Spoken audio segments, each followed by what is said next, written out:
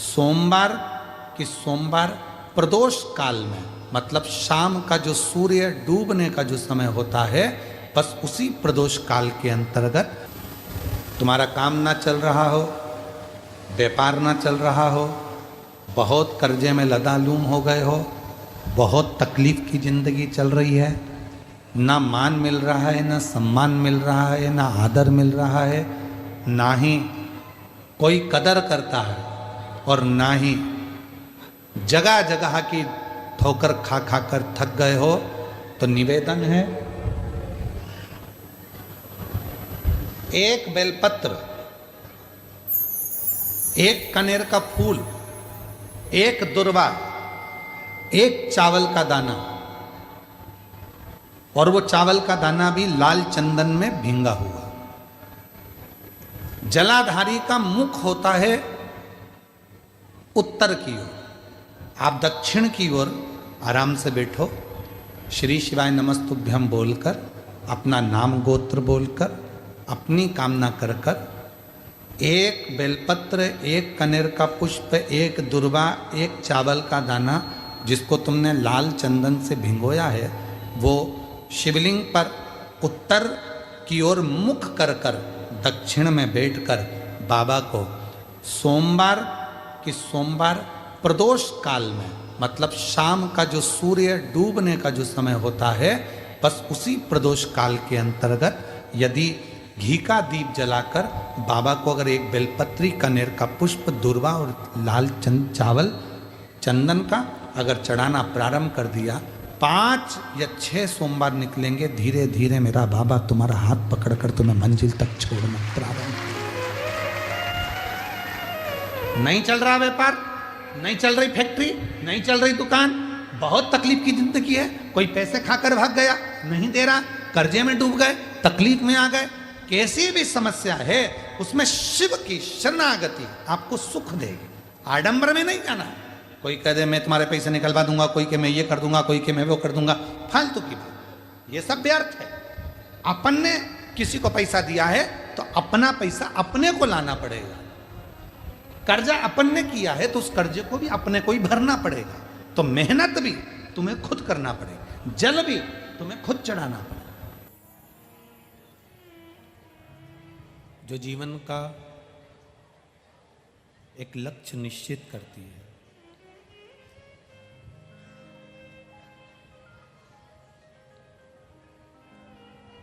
भक्ति और मुक्ति, ये दोनों एक अलग अलग पथ है।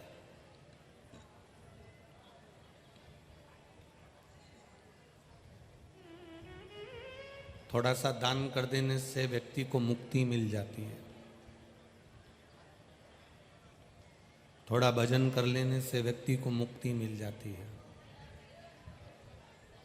थोड़ा पुण्य कर लेने से व्यक्ति को मुक्ति मिल जाती है।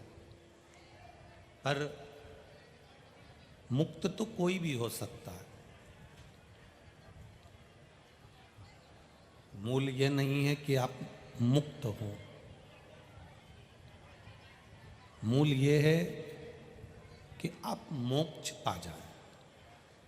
मुक्ति और मोक्ष में एक अंतर है कि मुक्ति होने के बाद फिर जन्म हो जाता है, पर मोक्ष होने के बाद बार बार जन्म नहीं होता है, हम छूट जाते हैं।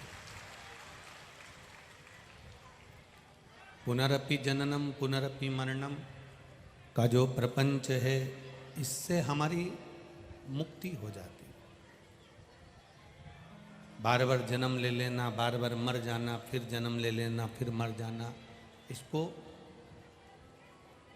केवल एक मुक्ति का क्रम बताया गया है। पर मोक्ष का जो क्रम है उसमें फिर कोई जन्म नहीं ले पाता, जो है वो परमात्मा की शरणागति में चले जाता है और ये जन्म और मृत्यु के प्रपंच से छूट जाता है।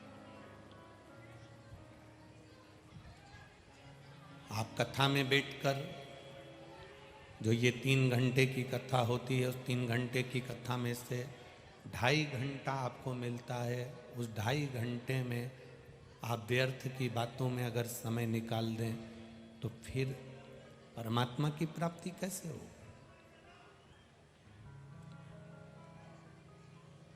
एक बात अपने जीवन में उतारिएगा कि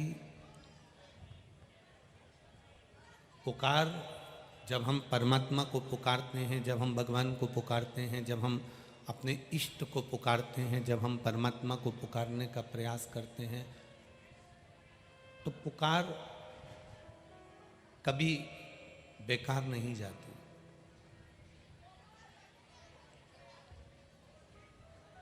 पुकार कभी बेकार नहीं जाएगी। आपने अगर परमात्मा को पुकारा है, आपने अगर भगवान को पुकारा है, तो आपकी पुकार कभी बेकार नहीं हो।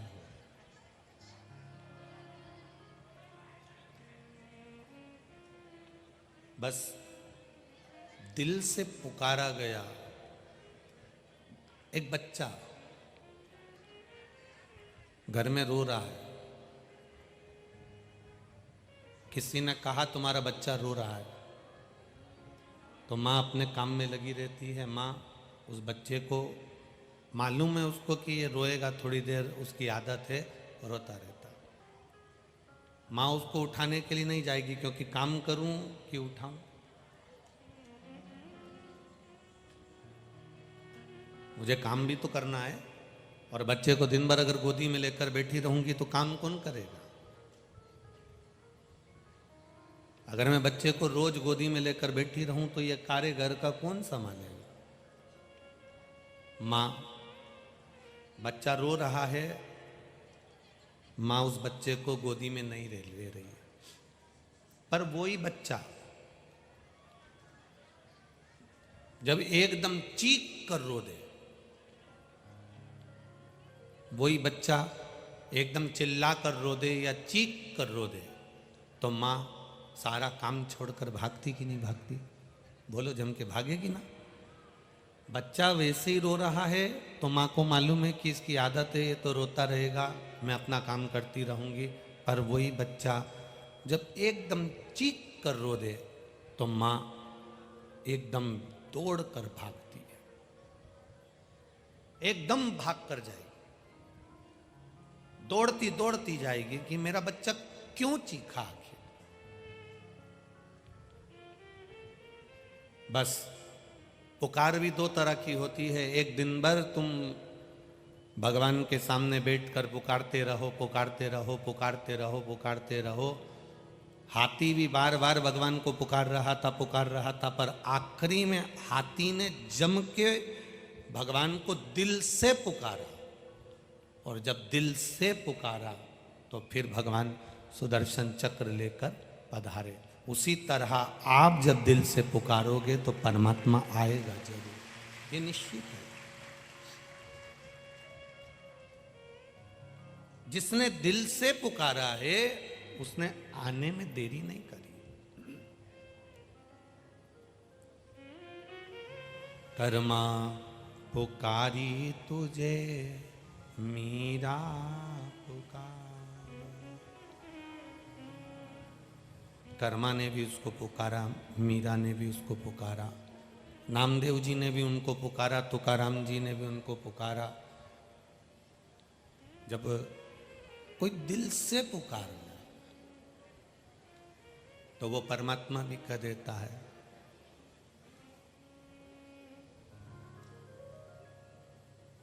कि मंदिर से दौड़ा चला आऊंगा, कोई दिल से पुकारे, कैलाश छोड़ चला आऊंगा, कोई दिल से पुकारे।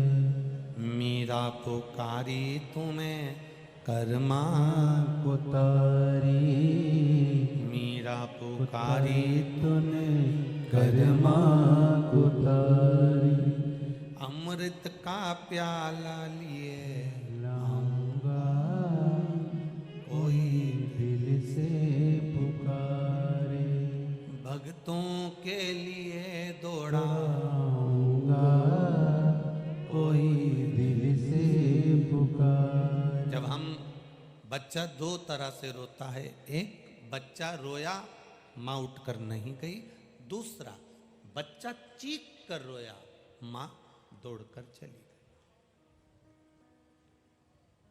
आप भगवान को पुकारो, मना नहीं, पर पुकारने में भी तुम्हारे दिल का भाव होना चाहिए।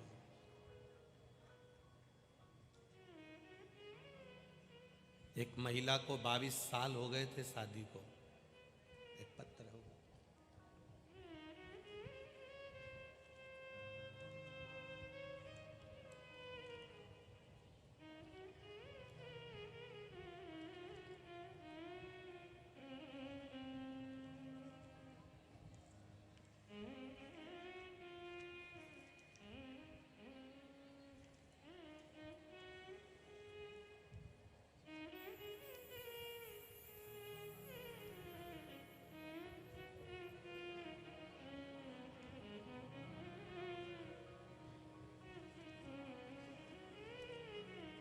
शिव कृपा किसको कहते हैं?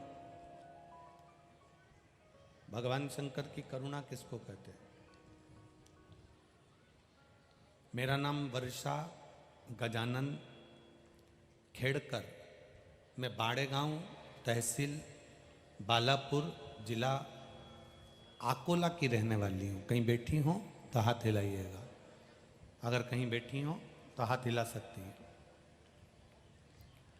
मेरा नाम वर्षा गजानन खेड़कर, मैं बाड़े गांव, तहसील बालापुर, जिला आकोला की रहने वाली हूँ। कहीं बैठी हो तो दोनों हाथ ऐसे हिला देना। गुरुदेव 22 वर्ष शादी को हो गए थे, जिस समय तक लोग अपनी आस भी छोड़ देते हैं, जो कि मैंने भी छोड़ दी थी। संतान का सुख नहीं था 22 साल शादी के होने के बाद। सारे अस्पताल जितने भी हैं, कोई हॉस्पिटल नहीं छोड़ा, टेस्ट बेबी भी करवाया, सब कुछ किया, पर संतान का सुख नहीं पाया। जब आखिरी में एक बार टीवी पर कथा सुनी, जब 22 साल निकल गए, कथा सुनना प्रारंभ करा, और कथा सुनना जब प्रारंभ करा तब पशुपति व्रत के बारे में जाना, और मेरी माँ ने उस पशुपति व्रत की पूरा विधान मुझे बताया। मैंने व्रत किया और बाबा की कृपा से आज मेरी गोद भर गई, और मेरी गोद में 2 साल का बच्चा है, 2 महीने का बच्चा है। पत्र में लिखा उन्होंने कि ये पढ़ें पत्र, आप भी पढ़ा करो पत्र। बाबा की कृपा से 2 महीने की संतान मेरी गोद में है। 22 वर्ष तक संतान का सुख नहीं हुआ, इसमें लिखा है, ये देखिए आप पत्र में पढ़िए। 22 साल संतान प्राप्ति नहीं हुई, शादी के 22 साल हो गए, संतान का सुख नहीं। हमारा केवल इतना सा कहना है आप सभी से, जितने लोग आस्था चैनल पर कथा सुन रहे हो, जितने फेसबुक यूट्यूब पर कथा सुन रहे हो, जितने मोबाइल पर कथा सुन रहे हो, आपसे केवल, और जितने इस पंडाल में बैठकर कथा सुन रहे हो, आपसे एक निवेदन है, जो पहले भी कहा आज फिर कहते हैं। भीड़ बढ़ाने के लिए कभी शिव महापुराण की कथा में मत जाना, बढ़ाना तो भगवान से प्रेम बढ़ाने के लिए शिव पुराण की कथा में।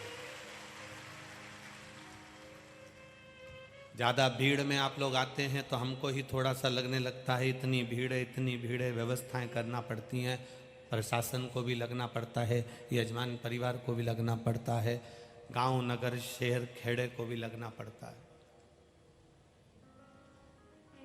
अगर आपके मन में विश्वास है कि मैं शिव पुराण की कथा में जाकर पंडाल में बैठूंगी, 7 दिन कथा दिल से सुनूंगी, और मेरा महादेव मेरी दिल से सुनेगा, तो तुम कथा में जाओ, वरना मत जाओ। क्यों समय बर्बाद करना? नहीं तो अपना मन ही नहीं लगे, दिल ही ना लगे, विश्वास ही ना हो, भगवान पर भरोसा ना हो, भगवान पर दृढ़ता ना हो, तो फिर कथा में जाने से लाभ क्या? क्यों जाए?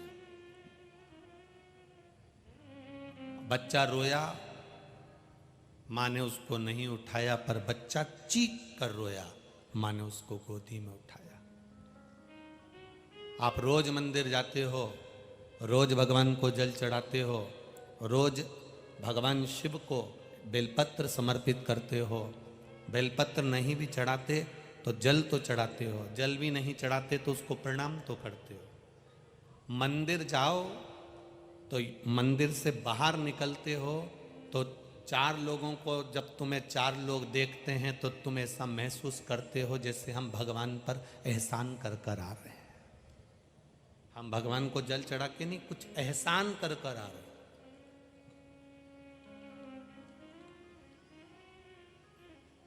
भगवान को जब जल चढ़ाकर वापिस घर की ओर चलो तो ये मत सोचना कि तुमने भगवान पर एहसान करा है जल चढ़ाकर, या किसी के ऊपर एहसान करा है, या सियोर वाले महाराज के ऊपर एहसान करा है जल चढ़ाकर। उन्होंने कहा था तो हमने चढ़ाया, नहीं तो मैं तो जाता ही नहीं। एहसान आप भगवान पर भी नहीं कर रहे हैं और सियोर वाले महाराज पर भी नहीं कर रहे हैं और किसी पर नहीं कर रहे हैं। जब जल चढ़ाकर भगवान को आप जल चढ़ाकर जब निकलो तब भगवान से कहकर निकलना। राम जी रोज घूमने नहीं निकलते, भगवान कृष्ण रोज घूमने नहीं निकलते। दुनिया के जितने भी देवी देवता हैं वो प्रतिदिन भ्रमण पर नहीं निकलते, पर स्कंद पुराण, शिव पुराण, लिंग पुराण, नर्मदा पुराण, पद्म पुराण, गर्ग संहिता, ब्रह्म वेवर्त पुराण, नारद पुराण, कुर्म पुराण, नरसिंह पुराण, ये जितनी पुराण आप उठाकर देखेंगे प्रत्येक पुराण में लिखा है 33 कोटि देवी देवता कभी भ्रमण पर नहीं निकलते, कभी घूमने नहीं निकलते। 33 कोटि देवताओं में केवल एक देवाधिदेव महादेव ऐसे हैं जो प्रदोष काल में प्रतिदिन भ्रमण पर निकलते हैं। प्रदोष काल में प्रतिदिन भ्रमण पर निकलते हैं। रोज प्रतिदिन प्रदोष काल में मेरा देवाधिदेव महादेव भ्रमण पर निकलता है। जब आप मंदिर से वापिस जल चढ़ाकर निकलो, हमने एक नियम आपको बताया है, आपके स्मरण में होगा। शिव जी को जल चढ़ाओ, उसमें से थोड़ा सा जल झेल कर अपने कलश में लेकर घर आ जाओ। बोला था कि नहीं बोला था? बोलो बोलो, जम के बोलो। बोला था ना? घर पर लेकर आओ, थोड़ा सा छीट दो या आचमन कर लो, या घर के लोगों को पीने के लिए आचमन के लिए वो दे दो। उसका कारण क्या है? क्यों कहा कि मंदिर का जल झेल कर लिया ना? खाली पात्र मत लेकर आना, उसमें 2 बूंद भले जल लेकर आना, पर वहां से जल चढ़ा हुआ लेकर आ जाना। क्यों कहा? उसका कहने का कारण केवल इतना था कि आप जब जल चढ़ाकर वहां से चलो तो भगवान को कहकर आओ कि बाबा रोज भ्रमण पर जाते हो, बड़ा दुख है मेरे जीवन में, आज जब भ्रमण के लिए निकलो ना तो मेरे दरवाजे पर केवल आप दृष्टि दे देना तो मेरा भाग्य सुधर जाए। आप मेरे दरवाजे पर मात्र दृष्टि दे देना। गुरु की दृष्टि, सतगुरु की दृष्टि, परमात्मा की दृष्टि जब तक रहती है तब तक जीव कभी कष्ट नहीं भोगता, कष्ट नहीं भोगता।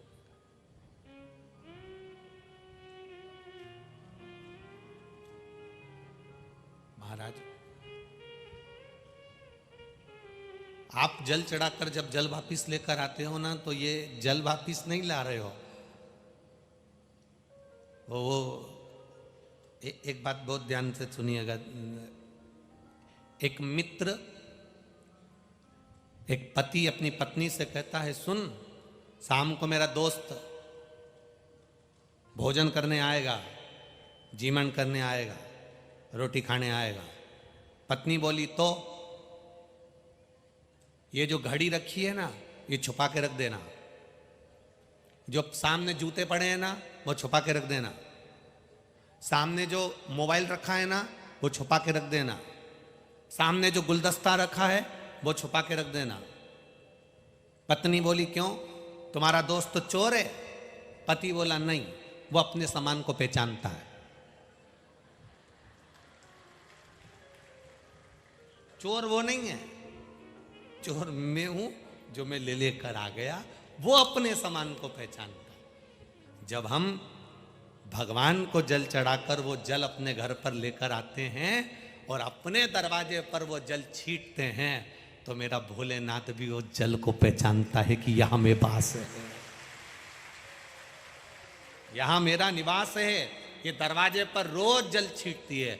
आपके यहाँ का ये नियम है कि नहीं मालूम नहीं, पर हमारे गुजरात में, मध्य प्रदेश में, राजस्थान में ऐसा नियम है कि रोज सवेरे माताएं जल्दी उठती हैं, 1 लोटा पानी अंदर से लाती हैं, अपने दरवाजे पर पानी छींट के रंगोली डाल देती हैं।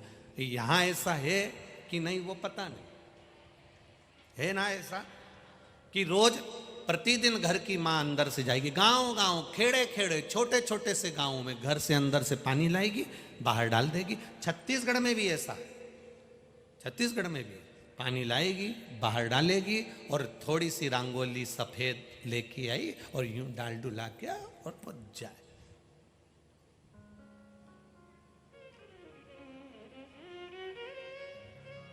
वो सबरी मैया का चरित्र आज तक लोग नहीं भूल पाए कि सबरी संवारे रास्ता, आएंगे राम जी, मेरा भी धन्य जीवन बनाए राम जी।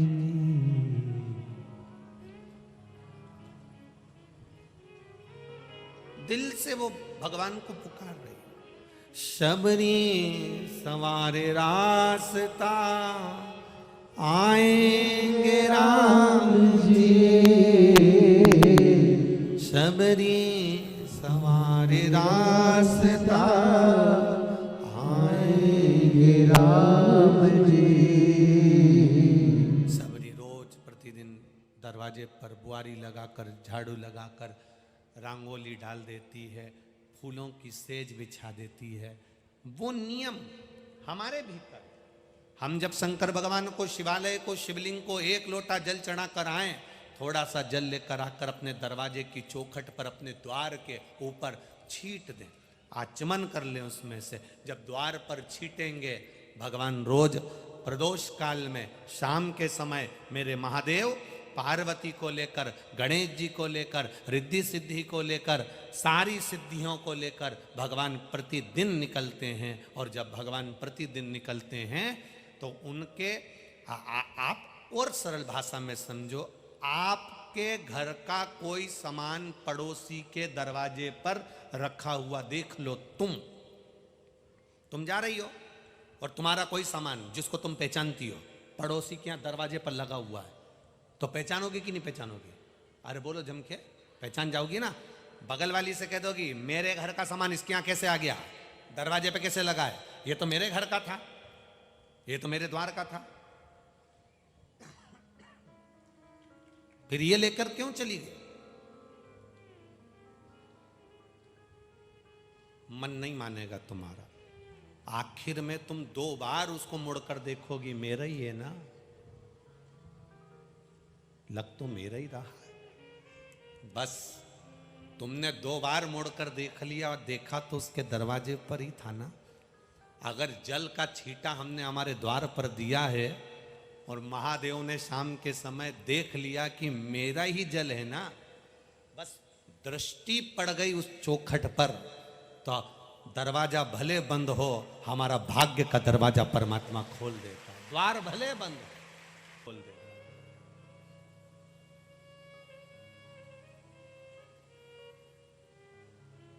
आप जाओ, दिल से पुकारना। पाप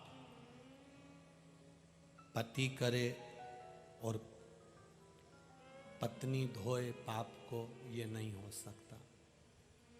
पाप पत्नी करे, पति धोए, ये भी नहीं हो सकता। पाप पिता करे, पुत्र धोए, ये भी नहीं हो सकता। पाप पुत्र करे और पिता धोए, ये भी नहीं हो सकता। शिव महापुराण की कथा कहती है कि जिन हाथों ने पाप करा है, जिन हाथों ने पाप करा है, शिव पुराण कहती है इन्हीं हाथों से पुण्य कर कर चले जाना, नहीं तो तुम्हारा पाप कोई नहीं धो सकता, तुम्हें वापिस जन्म लेकर धोना पड़ेगा।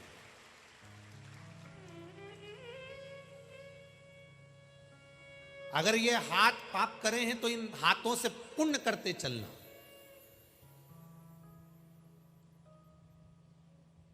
पिता चले गए, बेटे गाय दान कर रहे हैं। पिता चले गए, बेटे ब्राह्मण को भोजन करा रहे हैं। पिता चले गए, बेटे बहुत सारा सैया का दान कर रहे हैं। शिव महापुराण कहती है जब इन हाथों ने पाप करा, इन हाथों ने पाप कर्म किया, तो फिर इन हाथों से पुण्य कर्म हम क्यों ना करें। अपने हाथों से अपना पुण्य करते चलो, अपने हाथों से।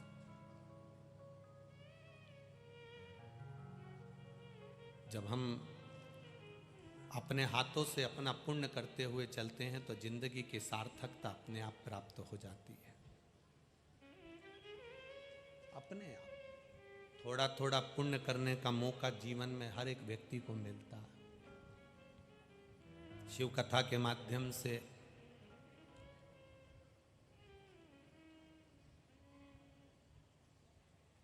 कई लोग ऐसे भी हैं जिन्होंने अपने इस कथा में आने के लिए निशुल्क वाहन की व्यवस्था करी। एक कोई हरीश भाई अलीम चंदानी जी हैं, आकोला के।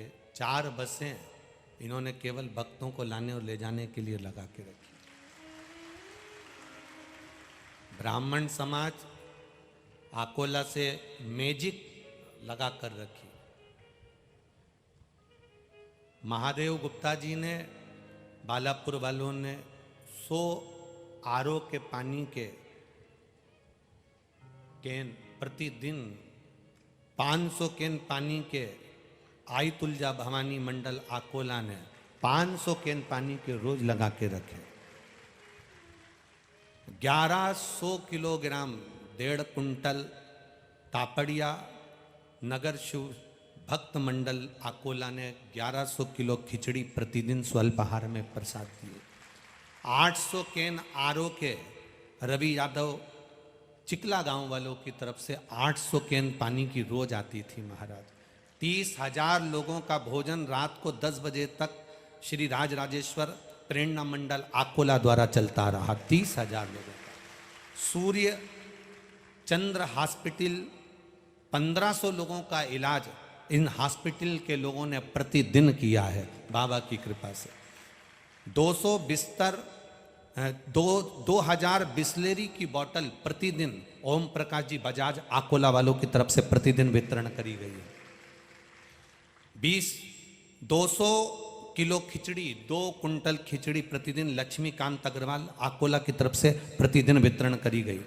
श्री गणेश चैरिटेबल ट्रस्ट, श्री समर्थ सेवाधारी मंडल आकोला द्वारा सुबह 8 बजे से रात को 8 बजे तक नाश्ता और भोजन की व्यवस्था निःशुल्क करी गई।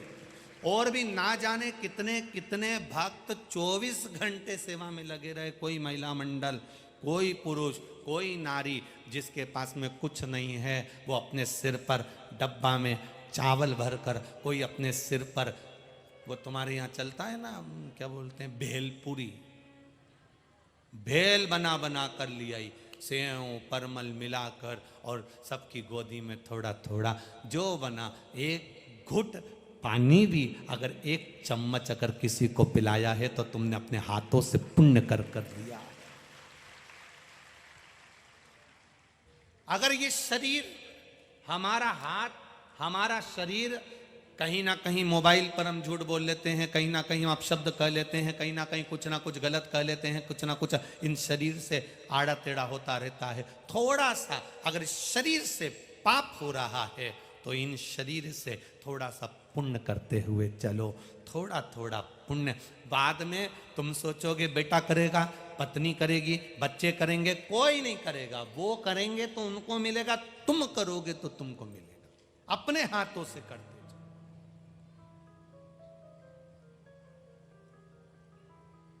शिव महापुराण की कथा में पहुंचकर यहाँ से अपने घर की ओर जब तुम जाते हो तो भी तुम पुण्य करते हो।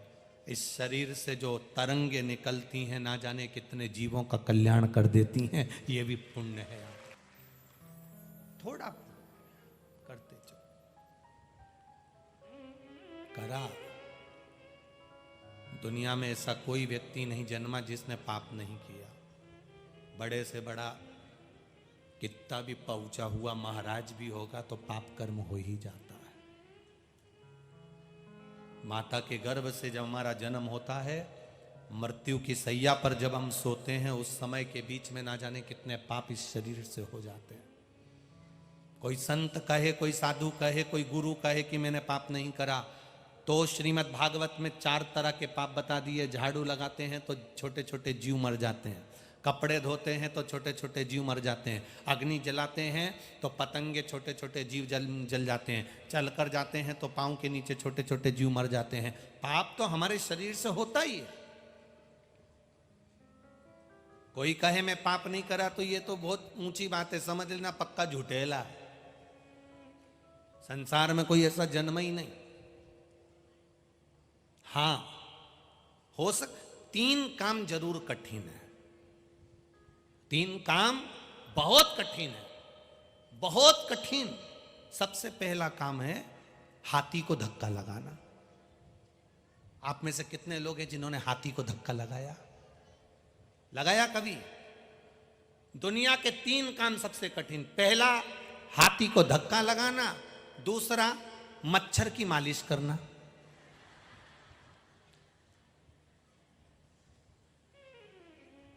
तीन काम सबसे कठिन। पहला हाथी को, जम के बोलो, धक्का लगाना, दूसरा मच्छर की मालिश करना, और तीसरा काम सबसे कठिन है शादी के बाद मुस्कुराना। ये दुनिया का सबसे कठिन काम। शादी होने के बाद, शादी के पहले जितने स्माइल दे दिए, जितने खुश हो लिए, खूब नाच लिए, खूब प्रसन्न हो लिए, रसगुल्ला खा लिए, खूब नाश्ता कर लिए, शादी के पहले पहले तक ठीक है, पर शादी के बाद मुसद्दी लाल जैसा हो जाता है।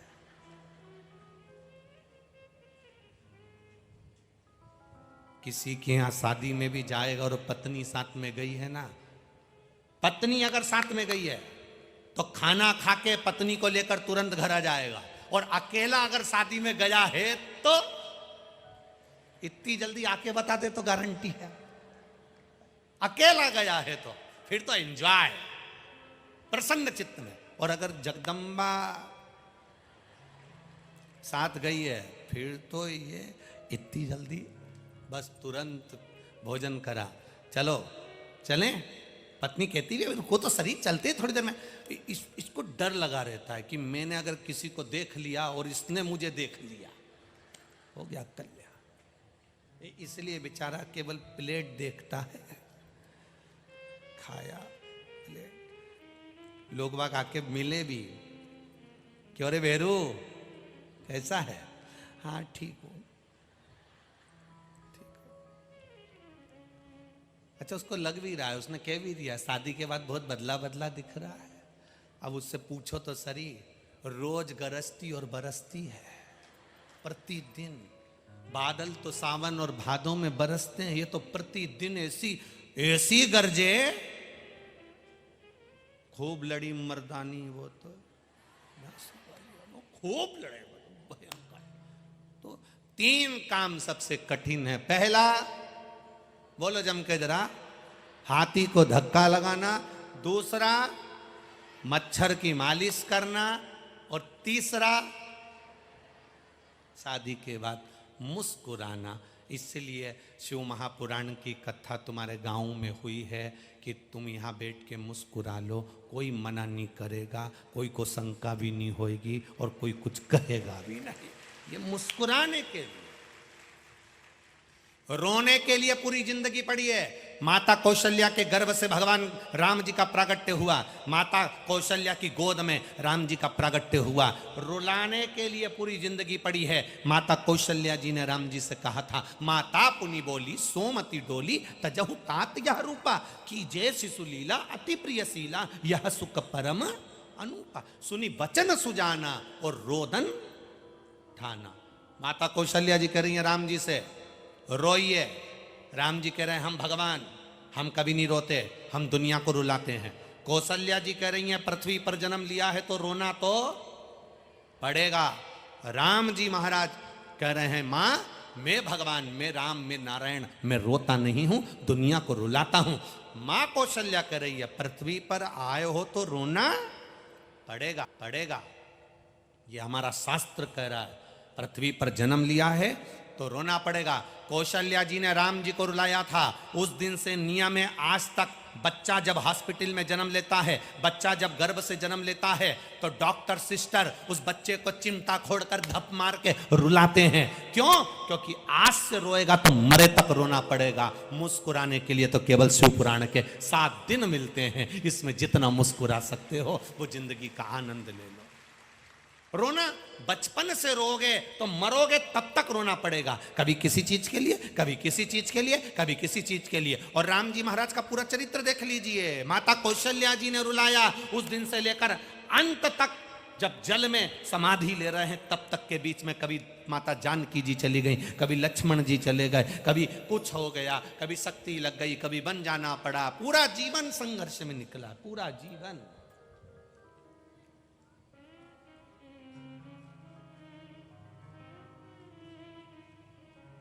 वो तो परमात्मा थे। किसी ने पूछा राम जी तुम तो भगवान थे, फिर तुम ये जीवन तुम्हारा? राम जी कहते हैं कर्म गति बड़ी विचित्र है। कर्म गति। श्री स्वामी समर्थ जी ने चोलप्पा से कहा था कि कर्म गति का भोग तो चोलप्पा तुझे भी भोगना पड़ेगा। आज तूने धन एकत्रित कर लिया, मेरी पादुका को दर्शन करा करा कर तू करोड़पति बन गया, धनपति बन गया, वैभवपति बन गया, पर चोलप्पा तेरे को कर्म का भोग भोगना पड़ेगा, तू उसकी तैयारी करके रख लेना। जितना धन चोलप्पा ने स्वामी समर्थ जी के दर्शन कराकर, सत्संग कराकर जो कमाया था, वो सारा धन चोलप्पा का एक दिन समाप्त हो गया और चोलप्पा भगवान के चरणों में जाकर गिर गया, श्री स्वामी समर्थ के चरणों।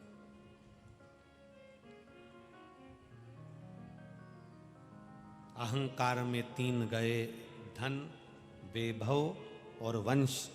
ना मानो तो देख लो रावण, कौरव और कंस, ये तीनों अहंकार में चले गए। धन भी गया, वैभव भी गया और वंश भी गया। रावण भी गया, कौरव भी गया और कंस भी गया। आप अपनी भक्ति के बल को बढ़ाओ,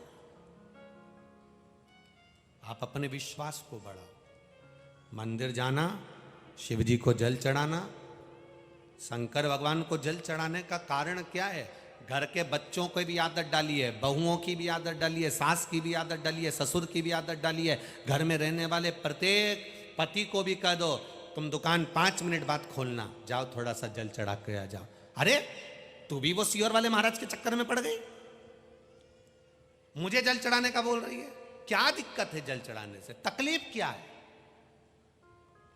क्या तकलीफ क्या है जल चढ़ाने से? जाओ,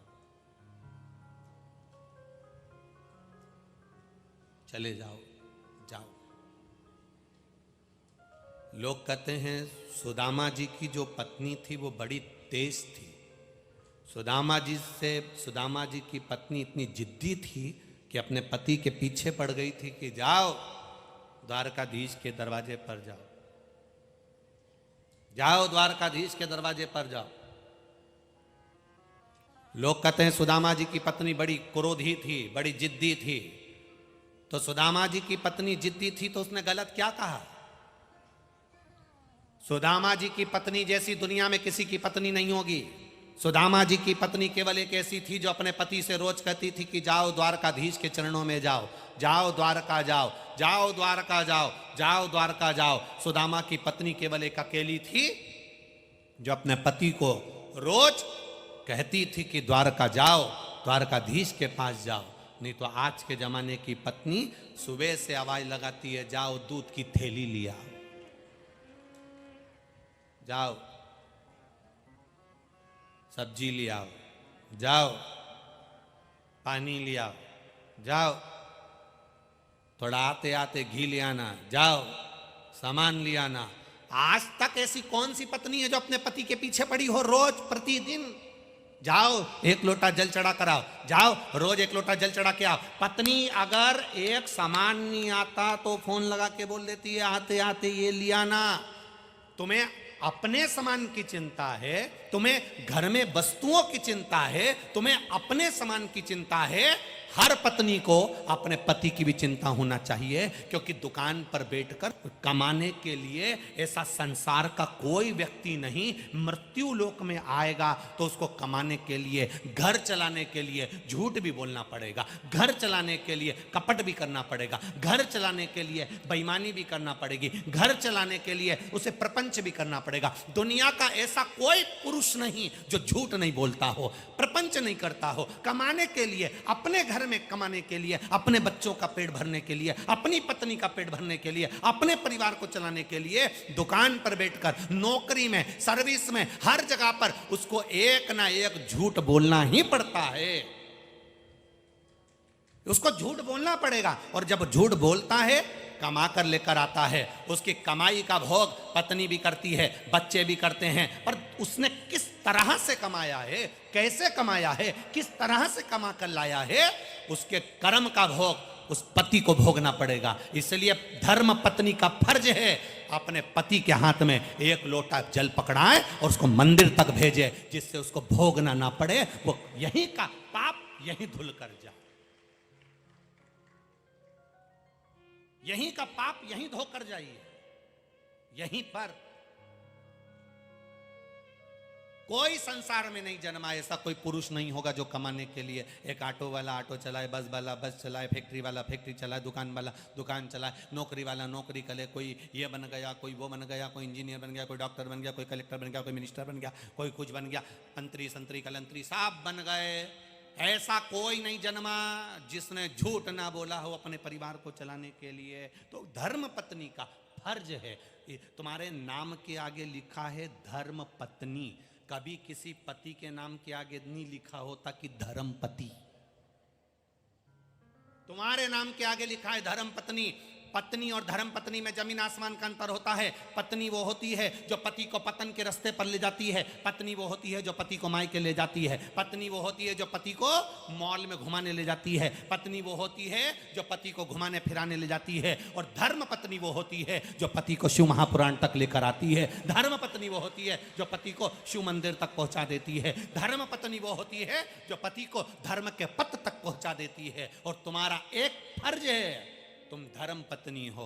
वो मना करेगा मैं मंदिर नहीं जाऊंगा, शर्म आती है मैं नहीं जाऊंगा, पास का मंदिर, अपने घर के पास का चले जाओ, एक लोटा जल चढ़ाया। मंदिर नहीं जाओ तो बेलपत्री के पेड़ के नीचे एक लोटा जल चढ़ा दो। वहां ना जाओ तो पीपल के पेड़ के नीचे पिपलेश्वर महादेव के नाम से एक लोटा जल चढ़ा दो।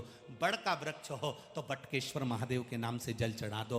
बेलपत्री का पौधा हो तो उसके नीचे जल चढ़ा दो। पर एक लोटा जल अगर वहां भी नहीं चढ़ा सकते तो सूर्य को चढ़ा दो, वो सब दूर दे देगा। बस इतना सा निवेदन है, एक लोटा जल परमात्मा की चौखट तक पहुंचना चाहिए। और जिससे देखो तुम कमा कर लाओगे ना, हम भोग लेंगे, तुम्हारे कर्म का भोग तुम्हें भोगना है। इसलिए धर्म पत्नी अपना फर्ज अदा करे, पति को भी कहे कि एक लोटा जल चढ़ाने में कुछ नहीं बिगड़ेगा। 5 मिनट जाओ, जल चढ़ा कर जाओगे ना तो 10 ग्राहक ज्यादा आएंगे, चिंता मत करना। 5 मिनट लेट ही हुए हो ना, कोई दिक्कत नहीं। जाओ उसकी चौखट तक जाओ, उसके द्वार तक जाओ। हंसने वाले हंसेंगे। दुनिया के हंसी से अगर आपने अपना काम बिगाड़ लिया, अपना काम करना बंद कर दिया, तो दुनिया तो यही चाहती है कि तुम कैसे भी भगवान के पास ना जाओ। दुनिया तो यही चाहती है कि तुम कैसे भी सत्संग में ना जाओ। दुनिया तो ये चाहती है कि तुम टीवी के सामने 3 घंटा बैठ के क्यों कथा सुनते हो। दुनिया तो ये चाहती है कि तुम टीवी बंद कर दो। दुनिया तो ये चाहती है तुम मोबाइल बंद कर दो। दुनिया तो ये चाहती है कि तुम भजन बंद कर दो। राय देने वाले दुनिया में ढेर सारे राय देने वाले बैठे हैं, रायचंद बैठे हैं, जिनका 24 घंटे एक ही काम है, ये तुम्हारी अच्छे काम को देखकर कुछ ना कुछ मिनक, कुछ ना कुछ बेकार बात कहेंगे जरूर। एक व्यक्ति ने दुकान खोली मिठाई की, बहुत बहुत दिनों के बाद एक व्यक्ति ने मिठाई की दुकान खोली। उसने मिठाई की दुकान के ऊपर बोर्ड लगाया और बोर्ड में लिख दिया, हमारे यहां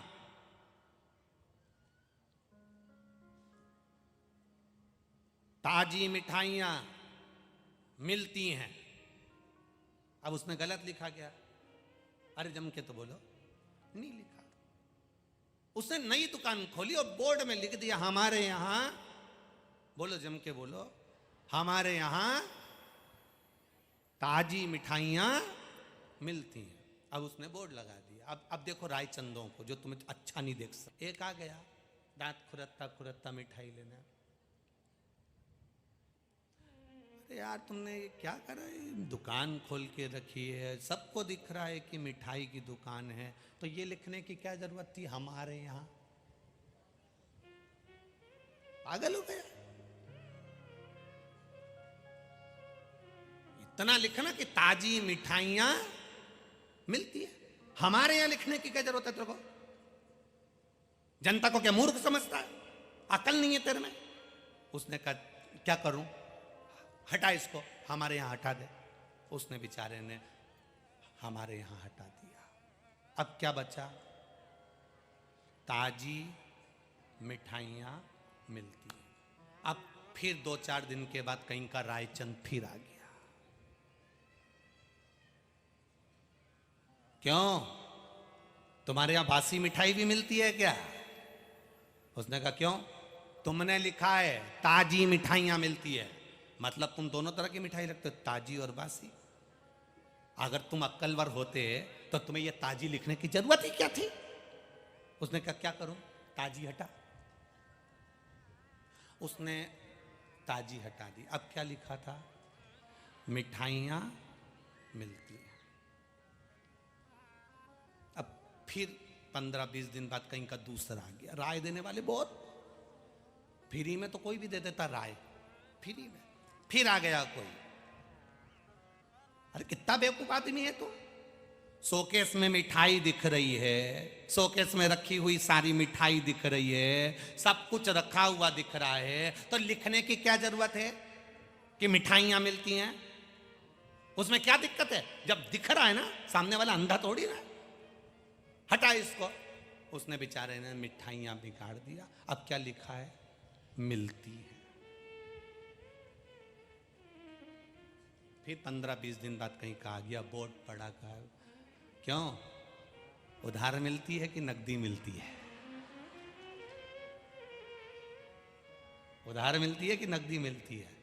अब राय देने वालों को देखिए, रायचंदों को, उधार मिलती है कि नकदी मिलती है? क्यों, हमारे यहां तो नकदी मिलती है। तो तूने ये क्यों लिखा मिलती हैं? पागल हो गया है क्या? लिख दिया मिलती हैं, तो लिखना चाहिए उधार मिलती कि नकदी मिलती। हटा उसको। अब उसने मिलती हटा दिया। अब केवल एक ही शब्द बचा, क्या? है। फिर कहीं का 15-20 दिन बाद आ गया, अरे पगला, बाट है, तराजू है, मिठाई है, दुकान है, सब कुछ है, तो ये है लिखने की जरूरत क्या? बेचारे ने उसके कहने से है भी मिटा दिया। पूरा साइन बोर्ड, पूरा की पूरा दुकान का बोर्ड क्लीन साफ। 15-20 दिन बाद फिर एक रायचंद आ गया। इतनी बड़ी दुकान, बोर्ड भी अच्छा जोरदार, इस पे कुछ लिखता क्यों नहीं है? पागल है? इतनी बड़ी दुकान, इतना अच्छा बोर्ड, लिख दे हमारे यहां ताजी मिठाई मिलती है। ये दुनिया के लोग हैं, आपको सुखी नहीं देख सकते। जब आप अपनी जिंदगी अलमस्त होकर जीना चालू कर देते हो, थोड़ी सी उन्नति करना चालू कर देते हो, तो ऐसे कई लोग आएंगे जो तुम्हें मिटाने का काम करेंगे। पर हमें उनका कहना नहीं मानना है, हमें भगवत भजन की ओर आगे बढ़ना। अपनी सोच से जियो अपने को क्या अच्छा लग रहा है वो अपने को होना चाहिए, दूसरे से मतलब मत रखो। आप शादी में जाते हो तो 50 लोगों से पूछ कर जाते हो कौन से कपड़े पहनूं, क्या रखूं, क्या नहीं रखूं। अपनी मर्जी का कपड़ा पहनिए, अपनी मर्जी से अलमस्त होकर जियो, तुम्हें जैसा अच्छा लगे वैसा श्रृंगार करो। तुम्हें तुम्हारे दिल को अच्छा लगना चाहिए, तुम्हें अपने आप को अच्छा लगना चाहिए, तुम्हें वो करना चाहिए। परंतु हम दूसरे के भरोसे जी रहे हैं, उसको बुरा लगेगा, उसको अच्छा नहीं लगेगा, उसको बुरा लग जाएगा, उसको अच्छा नहीं लगेगा, उसको बुरा लग जाएगा, 4 लोग क्या कहेंगे, बस ये फंसा पड़ा है। ये लोग क्या कहेंगे, 4 लोग क्या कहेंगे। 4 लोग कुछ नहीं कहेंगे, तुम्हारे मरने के बाद राम नाम सत्य कहेंगे, इससे ज्यादा कुछ नहीं कह सकते। हम दुनिया के सहारे जी रहे, वो क्या कहेगा, उसने क्या कह दिया, उसने ऐसा बोल दिया, उसने वैसा बोल दिया। अब तुम खुद अंदाजा लगा के बैठो, शिव महापुराण की कथा जब शुरू में लोग टीवी पर सुनना चालू करे थे तो कितना लोगों ने कहा काली मिर्ची तो लिखी नहीं है, प्रदोष काल में महाराज जी ने अभिषेक करा दिया, तो ये कर दिया, तो वो कर दिया। कहने वाला कहता रहेगा, आग लगे बस्ती में अपन रहो मस्ती में। जिसको काली मिर्ची लगे लगती रहे, तुम तो अपना भजन करो ना। कहने वाले कहेंगे कहेंगे।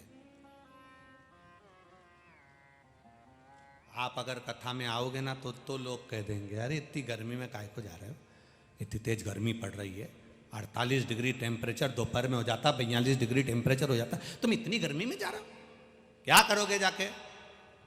तो जो तुमको राय दे उसको हाथ जोड़ कर कह देना, तुझे किसी ने बुलाया था ये बोलने के लिए कि तू हमको राय दे।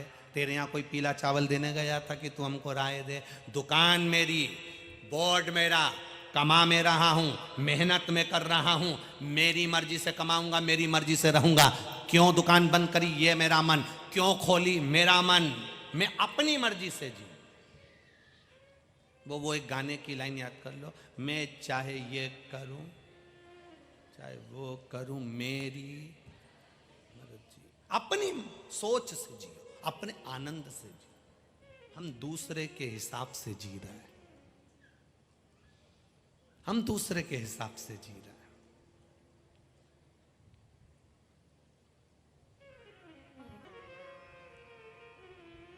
एक स्टेटस भी अगर अपने मोबाइल में एक स्टेटस भी लगाते हैं तो ये सोच के लगाते हैं उसको अच्छा लगेगा कि उसको बुरा लगेगा। अपने को क्या अच्छा लग रहा है वो डालो ना। तुम्हें क्या अच्छा लग रहा है तुम वो डालो स्टेटस पे।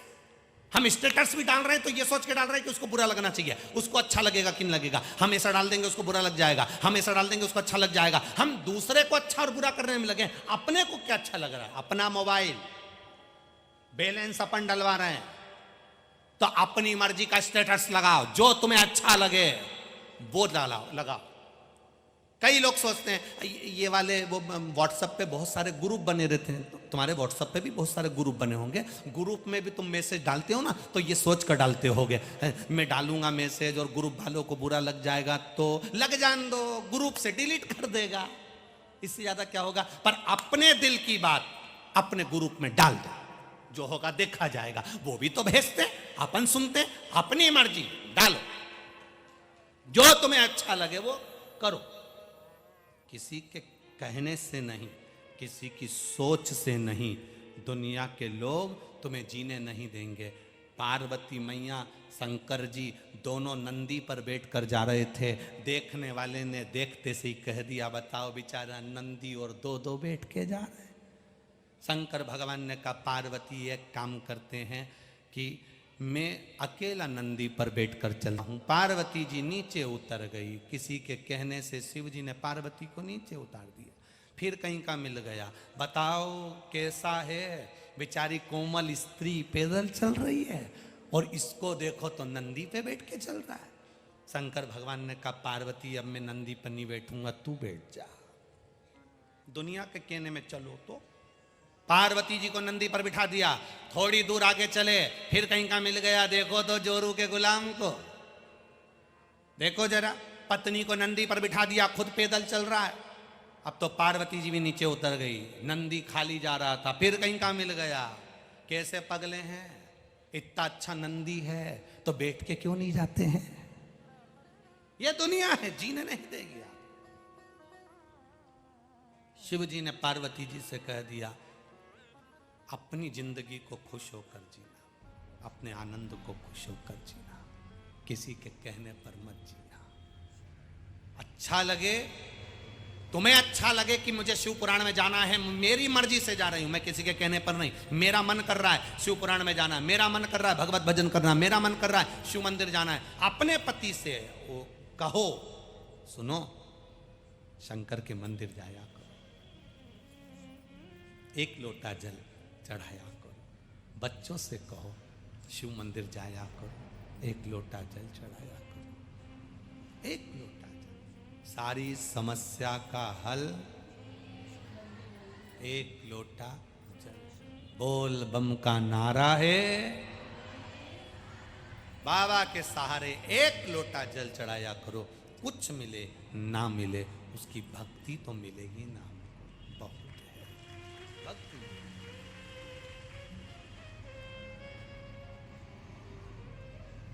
बस उसका साथ अगर मिल गया एक बार तो फिर कोई चिंता नहीं, कोई टेंशन नहीं, कोई चिंता नहीं। भक्ति का बल।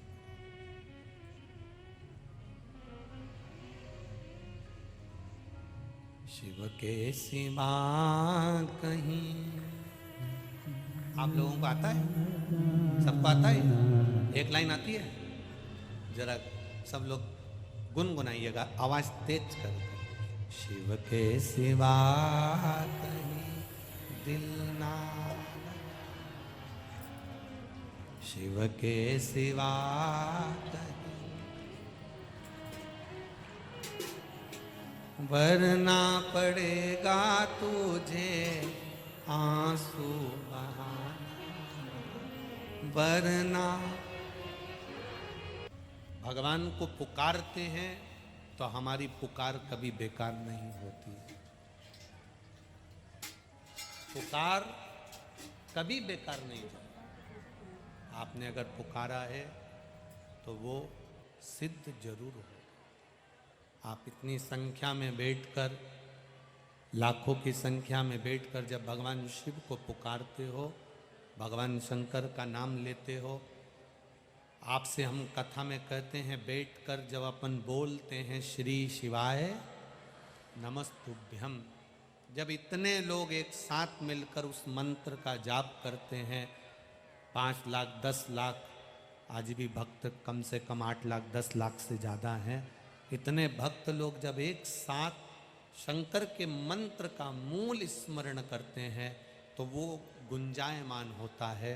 और फिर हम बाबा से मंत्र बोलने के बाद कहते हैं, बाबा सब दुख काटो महारा। जब अपने दिल की बात हम बाबा से कहते हैं तो जितने भी लोग साथ में बैठकर बोलते हैं कि बाबा मेरे दुख को काटना, तो बाबा उसका दुख काटते ही हैं, ये निश्चित है।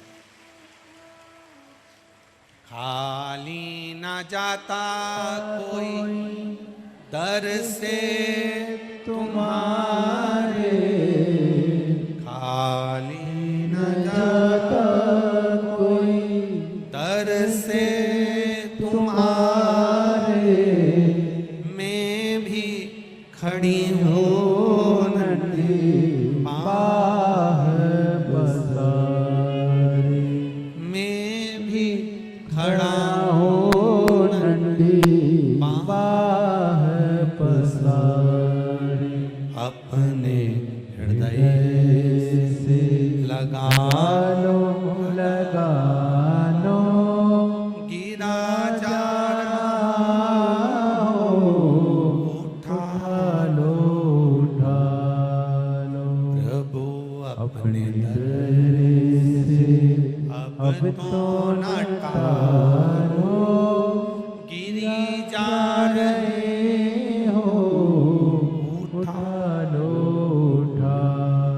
हमारा किया गया पुकार, हमारी की गई भगवान से प्रार्थना खाली ना जाए। तारकासुर मरा, उसके बेटे तारकाक्ष, विदुमाली, कमलाक्ष की के भी प्राण छूटे। शिवजी ने एक रूप धारण करा जिसका नाम पशुपति नाथ। अब जरा समझिएगा, पशुपति व्रत की मूलता। आजकल लोगों ने उसको एक दिखावा मान लिया। शिवपुराण कहती है पशुपति व्रत जो नारी करती है वो 5 सोमवार का रहता है। कितने सोमवार का है? 5 सोमवार का।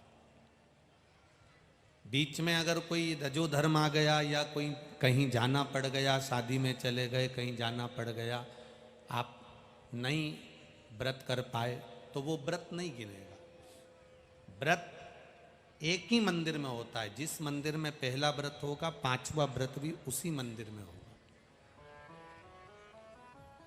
पूजन की थाली लगाकर सुबह के समय पर बाबा का अभिषेक पूजन करते हुए उसी पूजन की थाली को वापस घर में रख लीजिए।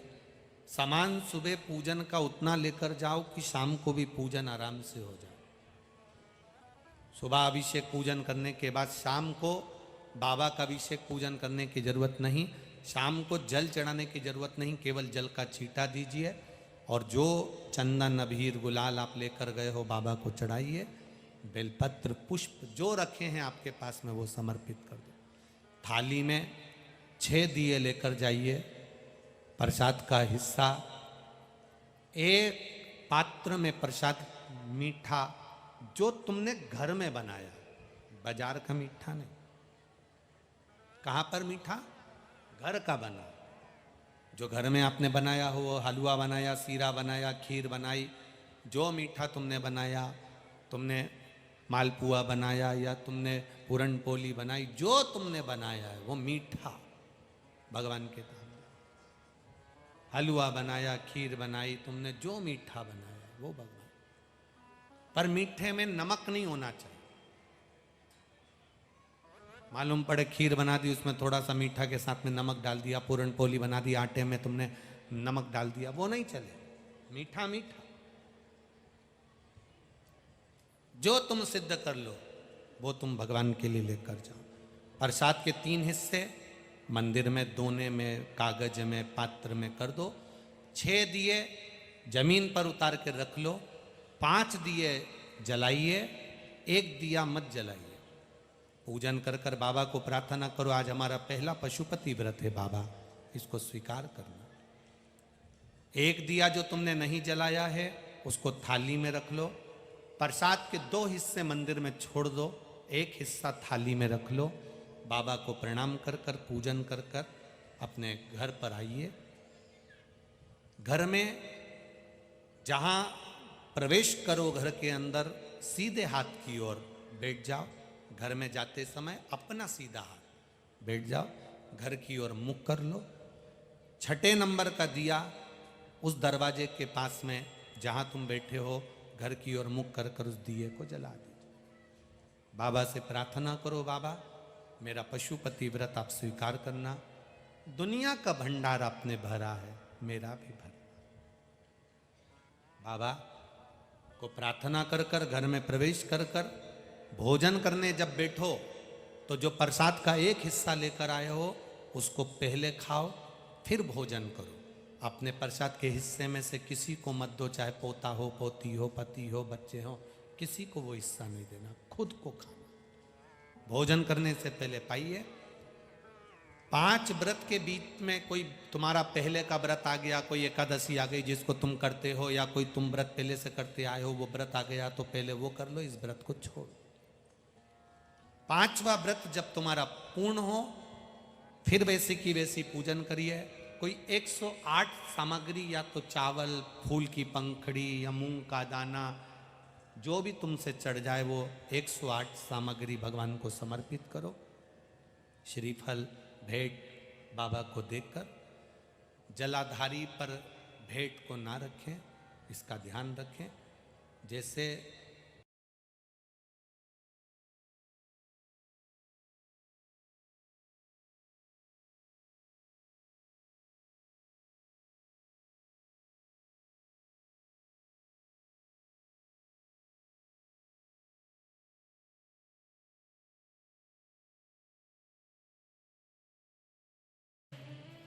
कर दिया माला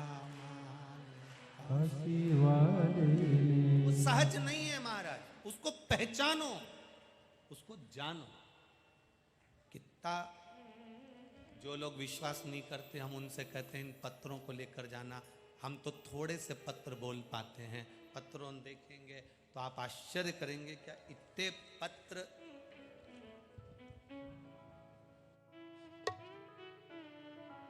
कि बाबा ने किसको क्या क्या दिया है वो खुद बता देगा कि दिया कि नहीं दिया। स्वयं पढ़ो पत्र, स्वयं ले जाओ। और मेरा विश्वास कहता है जितने लोग यहाँ कथा सुनने के लिए बैठे हैं और जितने लोग टीवी पर कथा सुन रहे हैं, जितने फेसबुक यूट्यूब पर सुन रहे हैं, दिल से उसको पुकारना, दिल से। जब कथा के बीच में भजन होने के बाद में श्री शिवाय नमस्तुभ्यं बोलने का मौका मिले और बाबा से प्रार्थना करो, 5 बार मंत्र बोलने के बाद जब बोलो, बोल कर देखना अगली कथा में 3 महीने के अंदर तुम्हारा भी पत्र इसी व्यासपीठ पर होगा। अब पुकारो उसको। पुकार कभी बेकार नहीं जाती, भजन कभी बेकार नहीं जाता, सत्संग कभी बेकार नहीं जाता, संकीर्तन कभी बेकार नहीं जाता। भोलेनाथ दया करना, मैं तेरे भरोसे हूँ, ना घर के भरोसे हूँ, ना परिवार के भरोसे हो, मेरे बाबा दया करना, मैं तेरे भरोसे हूँ। आप उसके सहारे जब रहोगे तो सुख पा जाओगे, आनंद पा जाओगे। आज ये चौरसिया परिवार शिव महापुराण की कथा के जो यजमान बने हैं, कहीं दुबे परिवार शिव पुराण कथा के यजमान बने हैं, समझ लेना कि ये शंकर जी की कोई कृपा हुई होगी चौरसिया परिवार दुबे परिवार पर, तो उन्होंने पकड़ रखा और कथा करवा ली।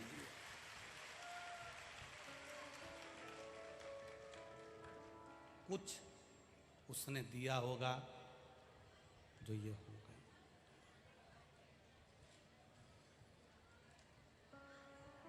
आप लोगों ने दिल से सुनी, श्रवण किया। ये जो माताएं रात रात भर यहाँ रहती हैं, 7-7 दिन के लिए अपना घर छोड़कर आती हैं, पुरुष लोग जो 7 दिन, बेटे बेटियां जो 7 दिन ये पंडाल में पड़े रहते हैं, 7 दिन तक पंडाल में रह रहे हैं, सो रहे हैं, खा रहे हैं, भगवान का भजन गा रहे हैं। कल्पवास जो ये 7 दिन का कर रहे हैं, जहाँ बैठे रहते हैं वहाँ ऐसा परिवार बन जाता है, 10 लोगों का, 15 लोगों का ऐसा परिवार हो जाता है कि एक दूसरे के बिना अच्छा भी नहीं लगता, भोजन भी नहीं भाता। ये लोग जब आते हैं, घर से अकेले आते हैं, जब ये लोग आते हैं कथा सुनने के लिए अकेले आते हैं, पर 7 दिन में घर के रिश्तेदार फीके पड़ जाएं, पर यहाँ जो संबंध हो जाते हैं वो रिश्ता बड़ा प्रबल हो जाता है। आज कल की बात है, कल शाम को 5 बजे जब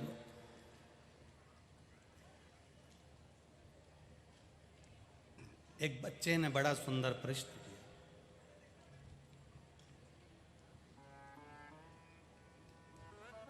एक लड़का बोला, गुरुजी किसी का दिल दुखाते हैं तो पाप लगता है कि पुण्य लगता है? तुम्हारा क्या कहना है? जम के बोलो जरा। पाप लगता है। किसी का दिल दुखाते हैं तो पाप लगता है कि पुण्य लगता है? हमने कहा पाप लगता है बेटा। कहा गुरुजी कल आप चले जाओगे हमारा दिल दुखेगा।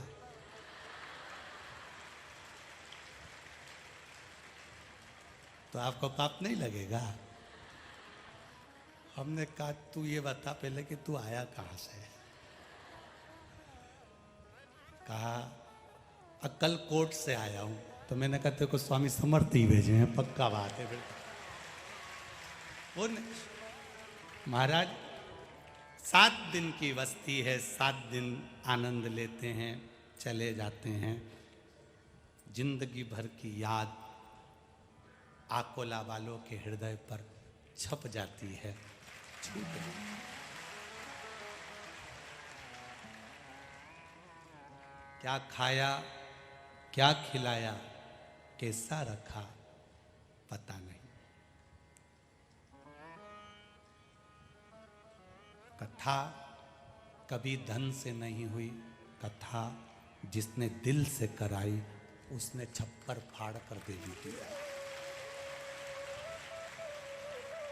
जो धन कमाने के लिए अगर कथा का क्रम करते हैं या धन के लिए कथा का स्मरण करते हैं तो वो बाद में दर दर की ठोकरें खाता है।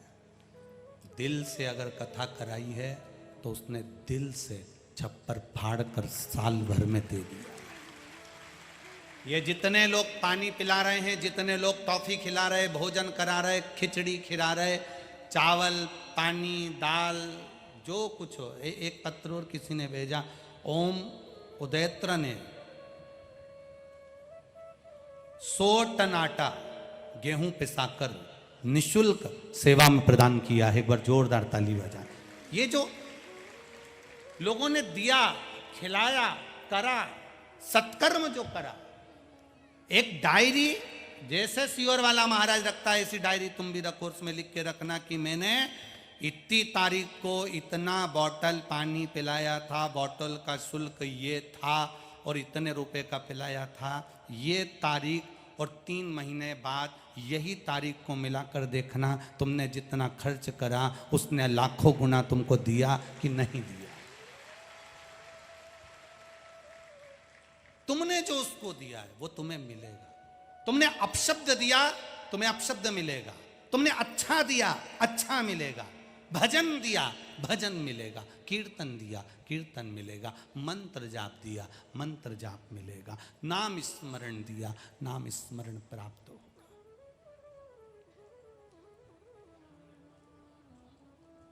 भजन कीर्तन को व्यापारीकरण से दूर होकर करोगे तो सुख का अनुभव हो जाएगा। स्वामी समर्थ भी चोलप्पा और सुंदरबाई को कहते गए,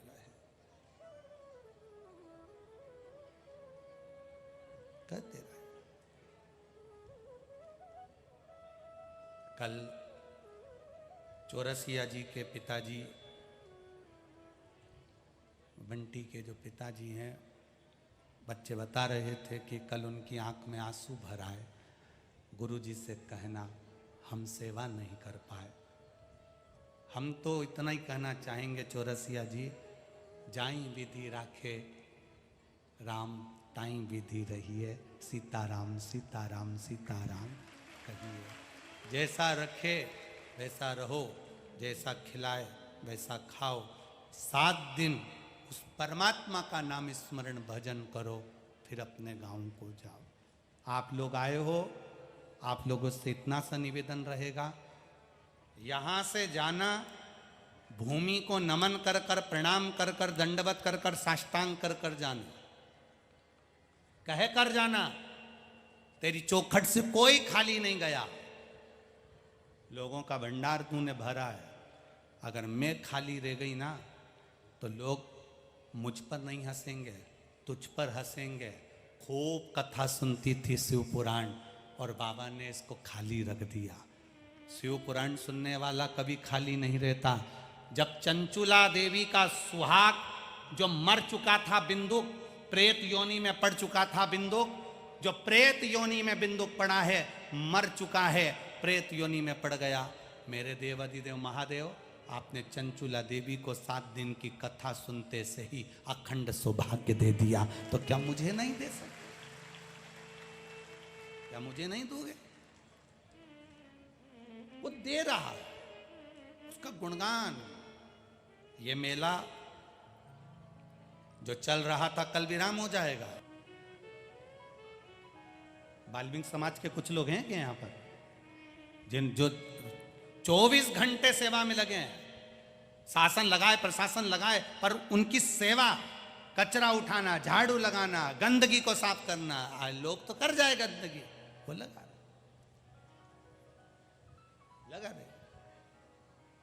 स्मरण चित्त से हम परमात्मा को रिझा, भगवत भजन से हम परमात्मा को रिझा। शिव कथा कह रही है।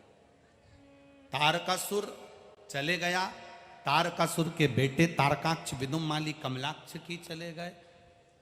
डोलेश्वर महादेव के रूप में शिवजी नेपाल में जाकर उनका शीश रह गया। समय आया, शिव महापुराण की कथा कहती है, आज माता पार्वती जी शिव जी के साथ में काशी में विराजमान है। काशी में भगवान शंकर के साथ में विराजमान। और जब काशी में भगवान शिव के साथ में माता पार्वती जी बैठी हैं, हम जिस सेवा के क्रम में लगे हुए हैं, हम जिस सेवा के भाव में लगे हैं, उस सेवा का भाव हमारा निर्मल होना चाहिए। काशी में माता पार्वती जी ने देखा, भगवान शंकर के साथ में जो भ्रमण करती करती माता पार्वती जी काशी में पहुंची, और काशी में क्या देखती हैं कि माँ काशी की भूमि पर क्या देख रही हैं कि जो दुखी है वो भी भगवत भजन में लगा है, और जो सुखी है वो भी भगवत भजन में लगा। करो भगवत। कभी कभी परमात्मा हमको दे देता है तो हम भगवान का भजन करना भूल जाते हैं।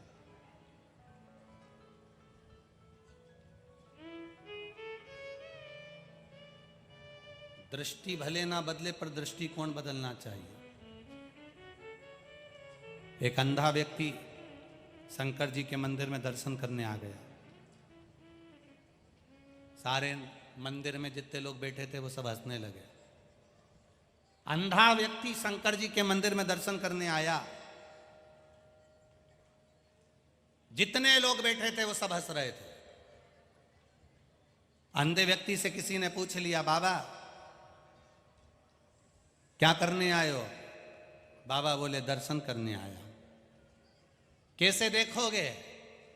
तुम्हारी आंखें नहीं हैं। कैसे दर्शन करोगे? तुम्हारे नेत्र नहीं हैं। अंधा व्यक्ति बोला, मैं नहीं देख सकता तो क्या हुआ, मेरा महादेव तो मुझे देख लेगा। अंधा है, दृष्टि गड़बड़ हो सकती है, पर दृष्टिकोण गड़बड़ नहीं होना चाहिए, श्रेष्ठ हो। हम भगवान के दरवाजे जा रहे हैं, लोग कहें ये अंधा है, भगवान का दर्शन कैसे करेगा? अंधा है, कैसे देखेगा? आप नहीं देख सकते, वो तो देखेगा। जिसकी हजारों आंखें हैं, हजारों हाथ हैं, वो देता है तो छप्पर फाड़ कर दे देता है, वो तो देख रहा है। आप नहीं देख रहे चलेगा, पर वो देखेगा। मत बुरे कर्म कर बंदे, वरना पछताएगा। भगवान की आंखों से तू बच नहीं पाएगा, तू बच नहीं पाएगा। अरे ओ अज्ञानी, मत करना। हम परमात्मा के भजन में लगे रहें। कौन देख रहा है हमको, मतलब नहीं। कौन हमको पूछ रहा है, मतलब नहीं। कहाँ बैठे हो, मतलब नहीं। कथा के पंडाल में जगह नहीं मिली तो बाहर जाकर बैठ गए, दुकान में जाकर बैठ गए, पेड़ के नीचे बैठ गए, टैंकर के ऊपर बैठ गए, टैंकर के नीचे बैठ गए। जहां तुमको जगह मिली तुमने कथा सुनी है, जहां जगह मिली तुमने कथा श्रवण करी है, जहां तुम्हारा चित्त लगा वहां तुम बैठ गए।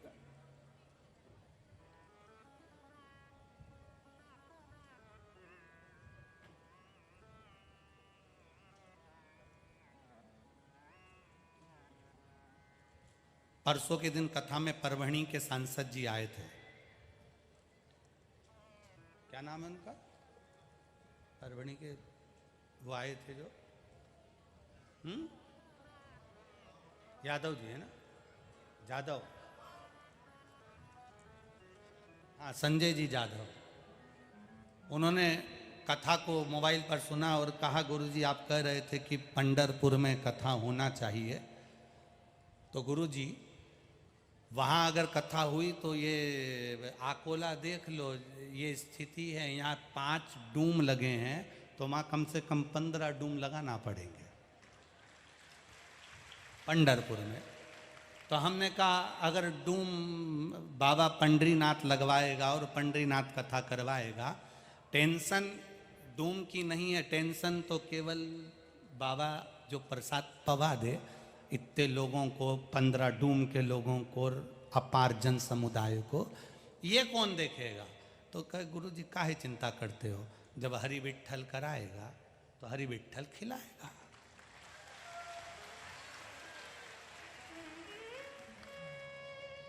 कितनी सरल भाषा में उन्होंने, संजय भाई जाधव जी ने कह दिया गुरुजी कथा का पंडाल की व्यवस्था विट्ठल नाथ की कृपा से हो जाएगा, आपके जो भगत होंगे वो करेंगे, भोजन व्यवस्था हरि विट्ठल की कृपा से अगर 20 लाख भी आ गए तो भूखे नहीं जाएंगे, सारी व्यवस्था हम करवा दें।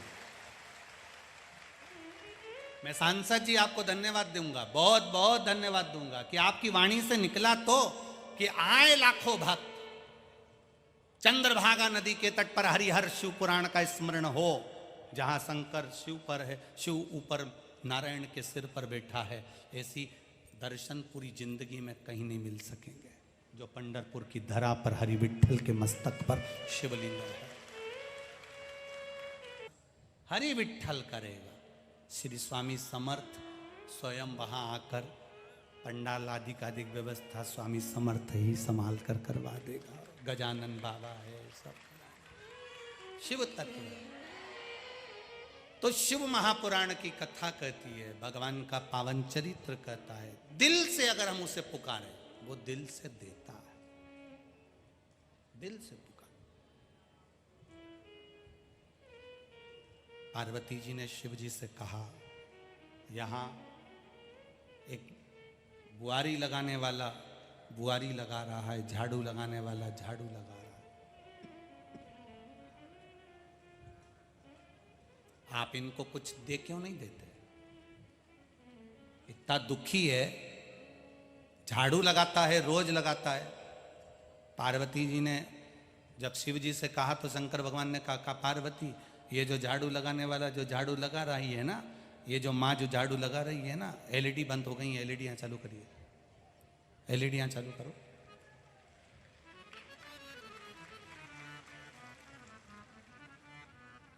ये जो झाड़ू लगा रही है ना बूढ़ी माँ, बचपन से आज तक ये झाड़ू लगाने का ही काम करती है।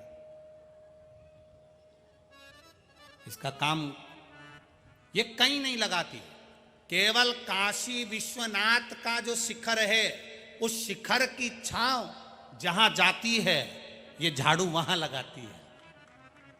शिखर की छांव जहां जाती है ये झाड़ू वहां लगाती है। जरा विचार करिएगा, हमारे यहां लोगों ने इतना भ्रमित कर दिया कि मंदिर के शिखर की छांव जिस घर पे पड़ती है वो घर नष्ट हो जाता है। ये दुनिया के लोग कहते हैं, शिव पुराण कहती है, शंकर की चौखट की भी छांव अगर तुम पर पड़ जाए तो तुम्हारा जीवन सार्थक हो जाता है, जीवन का कल्याण हो जाता है। मात्र शिव के शिखर का दर्शनम सर्व पाप नाशनम। शंकर भगवान के शिखर का दर्शन, भगवान के मंदिर के शिखर का दर्शन हजारों पापों को नष्ट कर देता है। उसकी चौखट के सामने से निकल जाना हमारे जीवन का सुख प्रदान कर देता है। शिव पुराण में मंदिर, तुम्हारे घर के पास में जो शंकर जी का मंदिर है, घर के पास में शिव जी के मंदिर पर जल चढ़ाने जाना तो पूर्ण विश्वास के साथ जाना, भरोसे के साथ। पार्वती जी शिव जी से कहती हैं कि इस बूढ़िया ये जो झाड़ू लगा रही है, पोछा लगा रही है, ये बूढ़ी, शंकर भगवान कहते हैं इसका पूरा बचपन निकल गया झाड़ू लगाते लगाते। ये झाड़ू भी वहां लगाती है जहां शिखर की छांव पड़ती है, वहां झाड़ू लगाने जाती है। तो एक काम करो ना प्रभु, इसको धनवान क्यों नहीं बना देते। शंकर भगवान बोल रहे हैं, ले मैं तुझे एक हीरा देता हूं, ऐसा कोहिनूर हीरा बुढ़िया को दे दे जहां कचरे का ढेर है वहां पटक दे। पार्वती जी ने कोहिनूर हीरा कचरे के ढेर में पटक दिया। बुढ़िया ने झाड़ू लगाई, कोहिनूर हीरा मिला। बुढ़िया ने अपने पल्लू में उस हीरे को बांध लिया, हीरे को पल्लू में बांध, हीरा ले गई। घर पहुंची, कोहिनूर हीरे को देखा। वो हीरा जिसको प्राप्त कर लिया उसने उसकी 7 पीढ़ी बिना काम करे भोजन कर सकती है। इतना कीमती हीरा उस बुढ़िया को पार्वती जी ने दे दिया। अब पार्वती जी बोली, बस बुढ़िया को हीरा मिल गया, पैसा मिल गया, 7 पीढ़ी उसकी बैठकर खा सकती है, इतना कीमती हीरा बुढ़िया को मिला है। अब ये झाड़ू नहीं लगाई। दूसरे दिन फिर पार्वती जी शंकर जी के साथ घूमने गई तो फिर वो झाड़ू लगाती मिल गई। फिर वापिस झाड़ू लगा रही है। पार्वती जी ने शिव जी से कहा, इसको इतना कीमती हीरा मिला, इतना पैसा मिल गया, इसको इतना कीमती हीरा मिल गया, अब काय को झाड़ू लगा रही है ये? पार्वती जी से शंकर भगवान बोले, तू खुद जाके पूछ ले। पार्वती जी ने बुढ़िया का रूप रखकर बूढ़ी माँ से पूछा, माँ तेरे को कल यहां से हीरा मिला है? बूढ़ी माँ ने कहा, कोहिनूर हीरा मिला है। हाँ, कितने का है? कि मेरी 7 पीढ़ी बैठकर खा लेगी, इतना कीमती हीरा मुझे भगवान ने दिया है। तो माँ फिर तू झाड़ू क्यों लगा रही है? अब तो तू करोड़पति बन गई, कीमती हीरा तेरे को मिल गया, अब क्यों झाड़ू लगा रही है? बूढ़ी माँ कहती है, अब तो और मेरी 7 पीढ़ी झाड़ू लगाना बंद नहीं करेगी, क्योंकि इसी के दरवाजे से तो मिला है, इसी की चौखट से तो मिला है।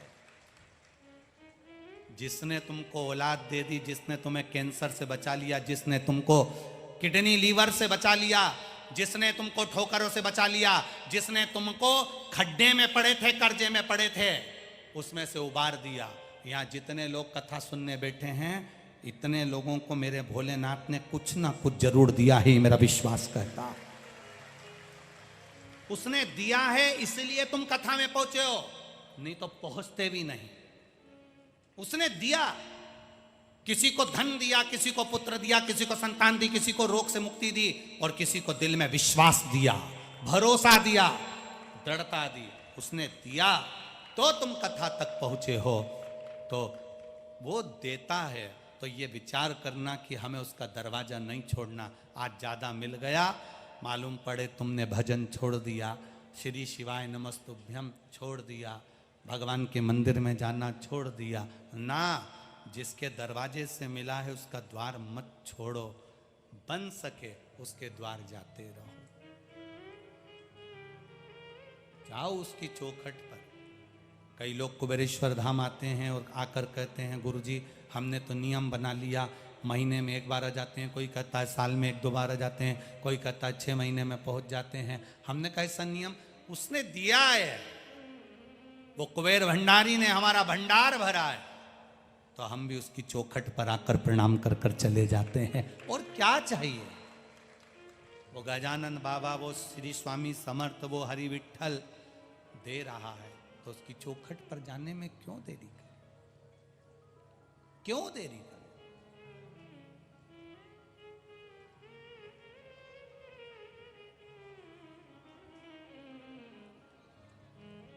खड़े नहीं होगे, एक लाइन फिर से गुनगुना लोगे। लुटा दिया भंडार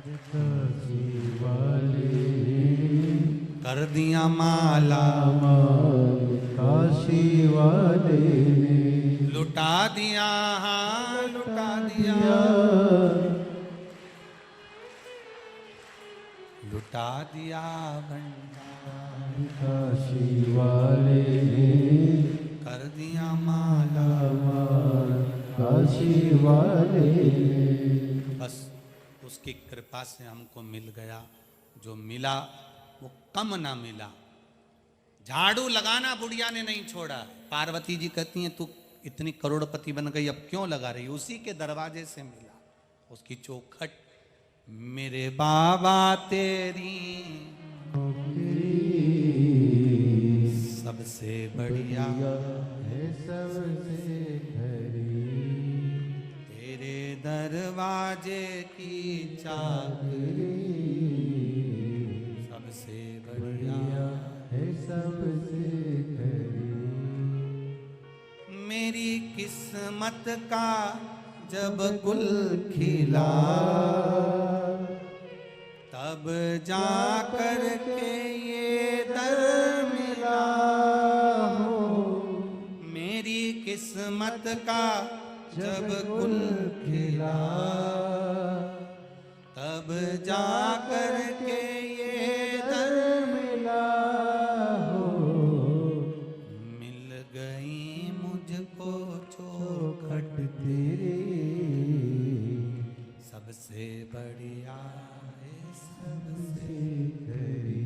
भोले बाबा तेरी नौकरी सबसे बढ़िया है सबसे खरी। अब तुम उसके यहाँ की नौकरी करते हो, कभी तनख्वाह की बात करी कि नहीं करी?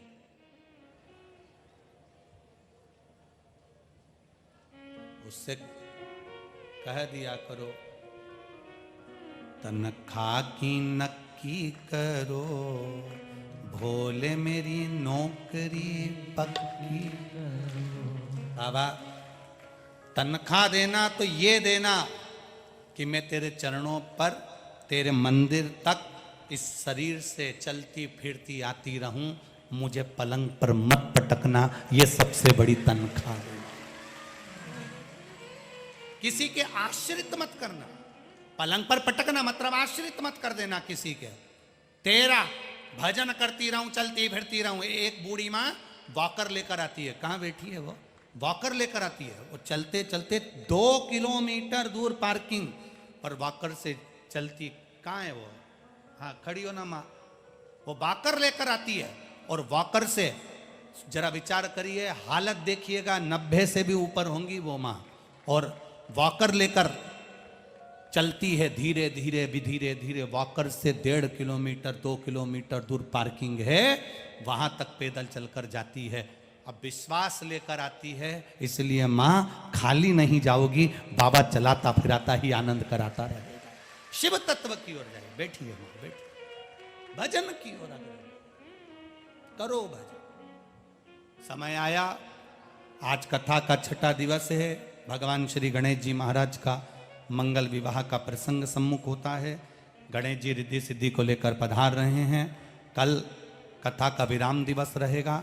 जिन्होंने 6 दिन की कथा पूरी ना सुनी हो, वो कल की कथा अवश्य भाव से श्रवण कर लें, अपने हृदय में उतार लें और अपने जीवन को सार्थक बना लें। रिद्धि सिद्धि के सुंदर आनंद में माता रिद्धि सिद्धि भगवान गणेश जी के गले में जयमाला पहना रही हैं। जोरदार ताली बजाएं। भगवान गणेश जी महाराज ने रिद्धि सिद्धि के गले में जयमाला पहनाई है।